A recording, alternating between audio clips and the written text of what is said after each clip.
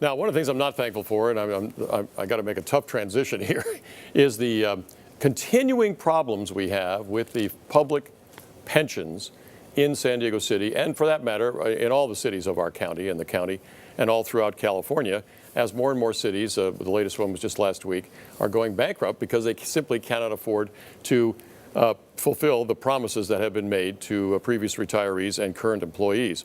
In fact, the headline today in the UT was city retirees, city of San Diego, city retirees get, quote, 13th check bonus. Now, as far as I know, the retirement plan is woefully underfunded. The city has to spend a quarter of their general fund trying to make annual contributions just to keep the thing afloat, and yet the retirees are getting, they get 12 checks for 12 months a year, suddenly are getting a 13th check bonus. I don't know how that works, so let's bring in an expert. And Ricky, Leanne O'Neill did this story, but Ricky, under your supervision as the Watchdog editor here at UT. Yeah, we're all on the team. Thanks for coming in. Yeah. So what's the story here? I mean, we have an underfunded pension plan, don't we? $2.4 billion they're short on, when you look long term at whether they have what they need to meet their obligations. That means they've got about 69% of what they need.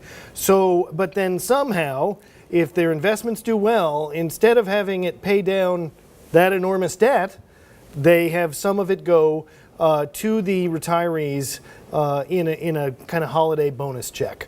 This only happens in years when the investments are doing well. It did not happen last year. It did not happen in 2009. It did not happen in 2003. Other than that, they've paid it every year since the early 1980s. This was a program instituted to help retirees who at that time were having a hard time keeping up with inflation. You'll remember the Carter years, but it has gone on now, even after substantial increases in benefits that were granted in 1996 and 2002, as you'll also recall, and it's been deemed by many a vested benefit, including our own city attorney, Jan Goldsmith. So this year, about 8,000 people got it. That's actually more than the number of retirees for a couple of reasons. One is some surviving beneficiaries receive the 13th check. And the other is some people who've enrolled in the DROP program, which is a kind of early retirement program where you're still on the payroll, but you get a check. So some of them get it. So that gets it up to 8,000 people. It averages about $7,000 each, although some of them are like $2,000. So not 700, not 7,000. $700. $700. Yes, excuse me. Did I say 7,000? Yeah, but some of them get up to $2,000. That's right. Yeah. Including some of these people on the so-called DROP program. I mean, this brings back such horrible memories because we fought every one of these things. Right. So here's a situation in which you retire and you've got your fully vested pension. They hold that pension payment for up to 5 years while you continue working. Right. And you work, so you get a salary and the pension, which you get at a lump sum at the end of that whatever period of time. Lump sum, or you can have it paid out in an annuity.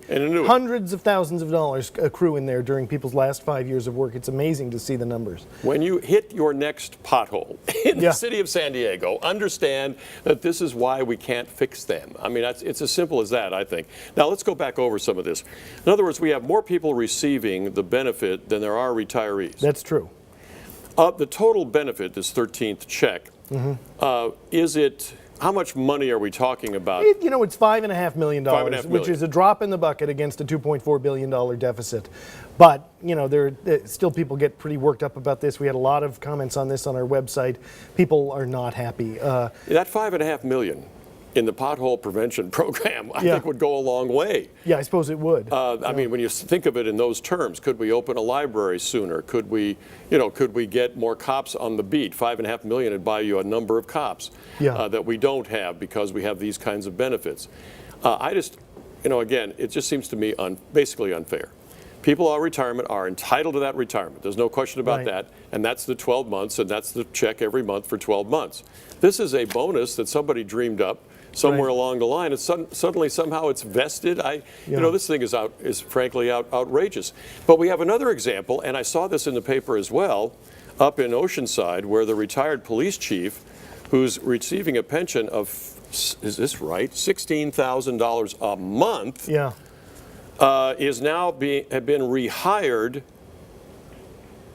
at $15,000 a month. Yeah, this is very common in the public sector. The police chief of Oceanside gets $31,000 a month. Their pensions are so attractive that they're almost forced to retire because they're working for nothing. Like, they're working for very little more money than they would be getting if they were retired. So there's a lot of pressure for them to retire and start collecting these wonderful benefits. But then the city turns around and says, well, we can't live without you. So they hire them back. On a contract basis, they get salary only, no benefits. The city actually feels like it's saving money because they're no longer having to pay into his retirement. They're no longer having to give him health care.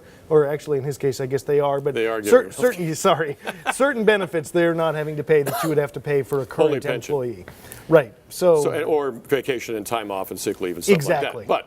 But here's what really gripes me about this is that a well-managed city has a succession plan for all of these top people. Right. So if you work with your city police chief and he says, okay, look, I'm 60 years old, I'm 55 years old, whatever, I'm going to retire because it's more attractive for me to do that than keep working, and I've got a motorhome, my wife and I are going around Arizona. Right. So if you know that, then you back up and you say, okay, we know what the date certain is. You advertise for people, you get a recruiting firm, you do whatever you need to do to get yourself your next police chief.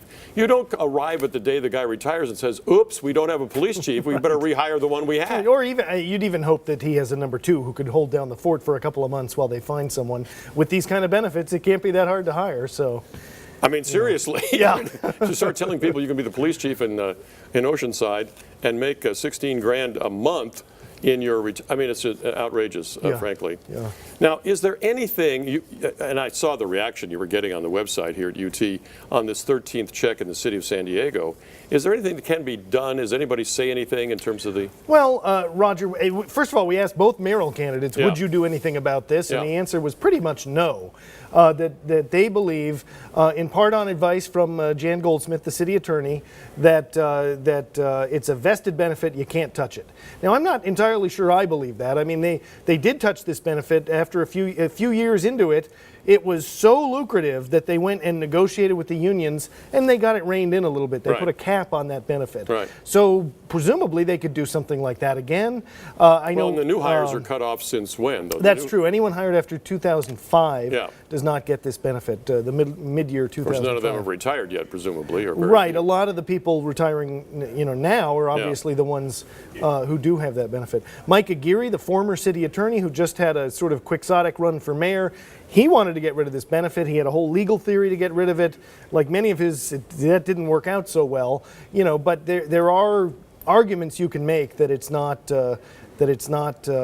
completely vested. Even Jan Goldsmith has a memo on this that he did that we reviewed that said it might be a problem to, it might run afoul of certain judgments and settlements to try to take this benefit away, but not certain. All right, Ricky, thanks. We'll get back to this, I'm sure.